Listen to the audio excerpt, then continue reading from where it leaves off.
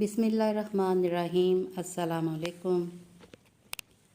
رابعہ بصری رحمۃ اللہ علیہ کا بیشتر وقت نماز پڑھنے میں گزرتا تھا۔ ایک مرتبہ کوئی پریشان حال آدمی دعا کروانے کے لیے حاضر ہوا، دیکھا تو ظہر کی نماز پڑھنے میں مشغول تھیں۔ جب فارغ ہوئیں نوافل کی نیت باندھ لی۔ اسی طرح عصر کی نماز کا وقت ہو گیا۔ عصر کی نماز پڑھ کر تسبیح پڑھنے میں مشغول ہو گئیں، حتیٰ کہ مغرب ہو گئی۔ نماز مغرب ادا کرنے کے اوابین کی نیت باندھ لی۔ اسی حال میں عشاء کی اذان ہو گئی۔ نماز عشاء کے بعد نفل کی نیت کر لی، رکوع اور سجدہ میں مشغول رہیں، حتیٰ کہ فجر کی نماز کا وقت ہو گیا تو مناجات میں محو ہو گئیں۔ بالآخر فجر کی نماز ادا کی تو تلاوت قرآن پاک میں مصروف ہو گئیں۔ فراغت پر اشراق کے نوافل ادا کیے تو بیٹھے بیٹھے تھوڑی دیر اونگ آ گئی۔ جب بیدار ہوئیں تو رو رو کر دعا مانگنے لگیں، اے اللہ، میں ایسی آنکھ سے تیری پناہ چاہتی ہوں جو نیند سے بھرتی ہی نہیں ہے۔ رابعہ بصری رحمۃ اللہ علیہ بہت کم گفتگو کیا کرتی تھی۔ اکثر اوقات کوئی گفتگو کرنی ہوتی تو آیات قرآنی کا سہارا لے کر اپنا مطلب بیان کرتی۔ لوگوں نے پوچھا کہ آپ ایسا کیوں کرتی ہیں؟ جواب میں بولی، انسان جو کچھ بولتا ہے فرشتے اسے لکھتے رہتے ہیں۔ میں کوشش کرتی ہوں کہ قرآن مجید کی آیات کے سوا کچھ نہ بولوں۔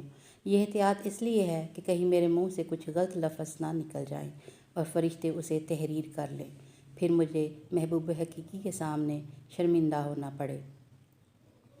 ایک شخص نے رابعہ بصری رحمۃ اللہ علیہ کے سامنے دنیا کی بہت مذمت کی۔ آپ تھوڑی دیر سنتی رہیں، پھر فرمایا، اٹھ چلا جا یہاں سے، تو نے اتنا وقت دنیا کی مذمت بیان کرنے میں لگا دیا، تجھے دنیا سے بہت محبت ہے۔ اگر کسی سے نفرت ہو تو اس کا تذکرہ بھی اچھا نہیں لگتا۔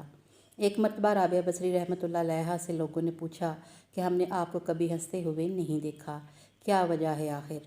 اللہ تعالیٰ نے انسان کو ہنسنے سے منع تو نہیں کیا۔ رابعہ بصری رحمۃ اللہ علیہ نے جواب دیا، بے شک اس نے منع تو نہیں فرمایا، مگر مجھے اس کام کے لیے فرصت نہیں ہے۔ لوگوں نے تعجب سے کہا، کیا ہنسنے کے لیے بھی فرصت درکار ہوتی ہے؟ رابعہ بصری رحمۃ اللہ علیہ نے کہا، ہاں، دنیا میں وہی شخص ہنستا ہے جسے اطمینان قلب حاصل ہو، اور میں ابھی اس نعمت سے محروم ہوں۔ حاضرین مجلس نے درخواست کی کہ آپ اپنی بات کی وضاحت فرما دیں۔ رابعہ بصری رحمۃ اللہ علیہ نے فرمایا، میں نے محبت کے لیے صرف ایک ہی ہستی کا انتخاب کیا ہے، اور وہ ہے اللہ۔ اللہ تعالیٰ کی ذات میں اس خوف سے روتی رہتی ہوں کہ کہیں میری زندگی بھر کی محنت اکارت نہ ہو جائے اور مرتے وقت مجھ سے یہ نہ کہہ دیا جائے کہ تو ہمارے لائق نہیں ہے۔ رابعہ بصری رحمۃ اللہ علیہ نے ساری زندگی تجرد کے عالم میں گزار دی۔ ایک مرتبہ کچھ لوگوں نے اعتراض کیا کہ آپ لوگوں میں عارفہ کے نام سے مشہور ہیں، مگر نبی علیہ السلام کی نکاح والی سنت پر عمل نہیں کرتی۔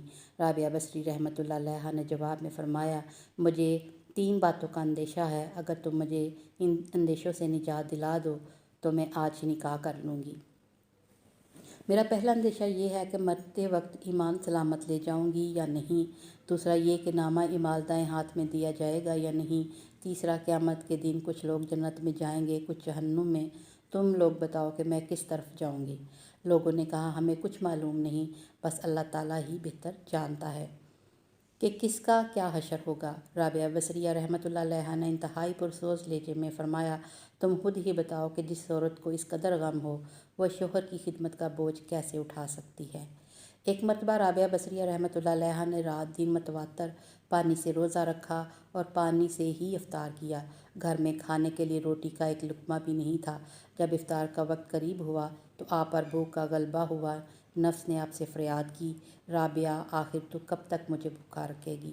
ابھی آپ کے دل میں یہ خیال ہی گزرا تھا کہ کسی شخص نے دروازے پر دستک دی۔ آپ باہر تشریف لائیں تو ایک نیاز مند کھانا لے کر کھڑا تھا۔ رابعہ بصری رحمۃ اللہ علیہ نے کھانا قبول فرمایا اور نفس سے مخاطب ہو کر کہا، اللہ تعالیٰ نے کھانے کا انتظام کر دیا ہے، ابھی تیری خواہش پوری ہو جائے گی۔ یہ کہہ کر آپ نے کھانا رکھ دیا اور چراغ جلانے کے لیے اندر چلی گئیں۔ واپس آئیں تو دیکھا کہ ایک بلی نے کھانے کے برتن الٹ دیے ہیں اور زمین پر گرا ہوا کھانا کھا رہی ہے۔ رابعہ بصری رحمۃ اللہ علیہ نے بلی کو دیکھ کر مسکرائیں اور فرمایا، شاید یہ کھانا تیرے لیے بھیجا گیا ہو، اطمینان سے کھا لو۔ افطار کا وقت قریب ہو چکا تھا۔ رابعہ بصریہ رحمۃ اللہ علیہا نے چاہا کہ پانی ہی سے روزہ افطار کر لیں، اتنے میں تیز ہوا کا جھونکا آیا اور چراغ بجھ گیا۔